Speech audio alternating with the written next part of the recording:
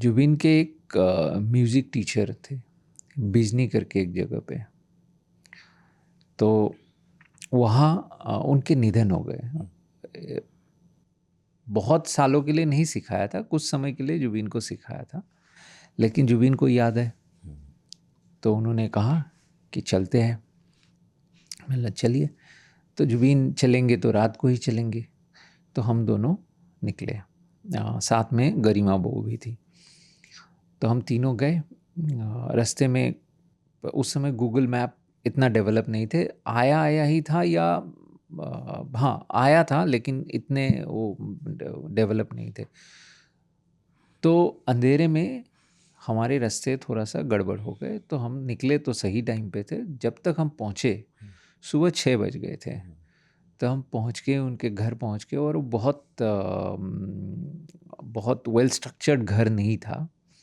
तो मैं पहले एक बात बताता हूँ, घर ये था और घर के थोड़े बाहर उनके वॉशरूम या लू या शौचालय जो भी कहे वो है। अब हम गए, जाके ही हमने कहा हम थक गए हैं, रात भर गाड़ी चलाए और गाड़ी चलाए नहीं, साथ में रास्ता ढूंढते ढूंढते हम बहुत परेशान हो गए। तो हम सोते हैं, उठ के हम बात करेंगे। तो हम तीनों सो गए। सबसे पहले मैं उठा दोपहर को, देखा जो घर जहाँ हम थे उस घर के पूरे सराउंडिंग में लोग ही लोगों के हुजूम लोग, क्योंकि खबर फैल गई कि इस घर में जुबिन आया हुआ है। तो सब इंतज़ार कर रहे जुबिन के उठने का। और मैंने देखा न्यूज़ चैनल वगैरह, लोकल जो रिपोर्टर्स है वो अपने कैमरा लेके वो भी आए हैं क्योंकि जुबिन कुछ कहेंगे अपने शिक्षक के निधन होने पे। निधन होने के 1-2 महीना हो चुके, 1 महीना हो चुके थे। अच्छा। तो जुबिन कहीं बाहर था, इसलिए तुरंत आ नहीं पाए। तो अब जब जुबिन उठे, मेरे उठने के आधे घंटे बाद, वो उठ के पहला वॉशरूम जाते हो सुबह, तो एक गमछा पहना हुआ था और वॉशरूम की तरफ निकल पड़े। और ये टीवी वाले कैमरा लेके भागे। पीपली लाइव आपको याद है? एग्जैक्टली पीपली लाइव हुआ तरफ गए। मैंने रोका कि भाई ये बात बताओ। प्राइवेट मोमेंट है, थोड़ा शांति तो, कहीं नहीं जा रहा है, मिल जाएगा जुबिन सबको।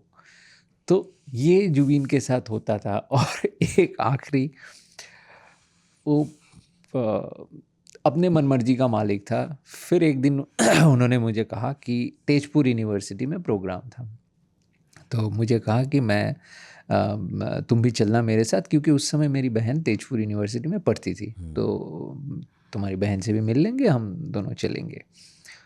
तो मैंने बोला कब जाना है? तो बोला 2:30 बजे हम निकलेंगे यहाँ से, 6:30 का प्रोग्राम है, तो तुम तैयार रहना, मैं आऊँगा, तुम्हारे गाड़ी में ही चलेंगे। तो ठीक है, मैं खाना वाना खा के 2:30 बजे मैं तैयार। जुबिन का कोई अता पता नहीं। मैंने सोचा भूल गया होगा या फिर किसी और के साथ गया होगा, कोई बड़ी बात नहीं है। तो मैं अपना काम करके मैं थोड़ा नैप भी ले लिया, दोपहर को सो भी गया। उठा मैं 4:30-5 बजे, उठ के चाय वाय पी लिया और मैं अपने काम में लग गया। 6:30 को जुबिन घर पहुँचे कि चलो। मैंने बोला ये 6:30 हुआ है, आपका तो प्रोग्राम 6:30 को है। कोई बात नहीं, मैं जुबिन गर्ग हूँ, मैं कहीं कभी भी जाऊँगा, प्रोग्राम शुरू हो जाएगा। तो हम निकल पड़े। तो हम जब जा रहे थे, कार के स्पीकर में ब्लूटूथ में फ़ोन आ रहे थे वो स्टूडेंट से, कि स्टूडेंट बोल रहे हैं कि जुबिन दा कहाँ रह गए, दीन बहुत गुस्सा कर रहे हैं। तो जुबिन का जवाब था, दीन को बोलो रात होने को, मैं 10:30-11 से पहले स्टेज में नहीं आता हूँ। तो जुबिन गर्ग था, तो अपने मन मर्जी मन का काम मन। करता था, और किसी को कुछ चाहिए, किसी का कुछ हो, वो पहुंच मैं जाता पढ़ रहा था। था कि कितने सारे लोग उनकी मौत के बाद उस जगह पहुंचे हैं। मतलब एक तो वो अब तो Limca book of world records में दर्ज है, शायद चौथे नंबर पर हैं जिनकी अंतिम यात्रा में इतने लोग शामिल हुए। वो माइकल जैक्सन और उसका तार में फड़ हैं। दूसरा ये है कि वहाँ अभी तक कितने दिन बाद भी लोग जा रहे हैं, और कोई गाना गा रहा है, कोई कुछ कर रहा है, कोई कुछ कर, और ऐसे लोग भी गए हैं जो बहुत गरीब हैं, अपना खर्चा करके किराया, ये बहुत बड़ी बात है। क्योंकि जैसे मैंने शुरू में ही कहा था, उनके जो स्टूडियो और घर के बाहर लोग होते थे, वो आता था, पूछता था कि क्या प्रॉब्लम है, किसी को बीमारी का इलाज कराना है, किसी को वो हाँ, करना है, वो पैसे देता ऐसे था। लोगों और ने वहाँ उनको के बताया। और उनको कोई इलेक्शन नहीं जीतना था। हाँ। मतलब बहुत सारे पॉलिटिशियंस ऐसे करते हैं, लेकिन उसके वजह होते हैं। लेकिन जुबिन को कोई इलेक्शन नहीं जीतना था, उनका पॉपुलैरिटी ऑलरेडी म्यूजिक से था।